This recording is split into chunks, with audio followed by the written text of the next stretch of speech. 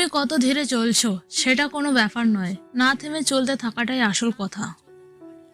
কোনো কিছু যদি সত্যিই তোমার কাছে গুরুত্বপূর্ণ হয়, কোনো বাধাই তোমাকে থামাতে পারবে না।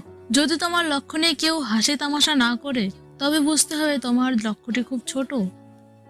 আমি স্বপ্ন দেখেছিলাম, সেই স্বপ্নে আস্থা ছিল, আর আমি কতটা ভালোবাসতাম।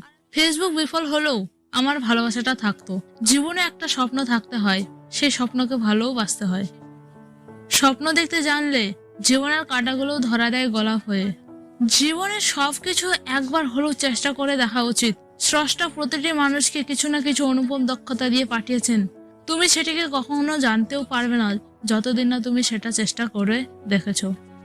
সত্যিকারের জ্ঞানী মানুষ আমরা তখনই হতে পারি যখন বুঝতে পারি আমরা আমাদের সম্পর্কে, জীবন সম্পর্কে এবং আমাদের চারপাশের জগৎ সম্পর্কে কতটা কম জানি।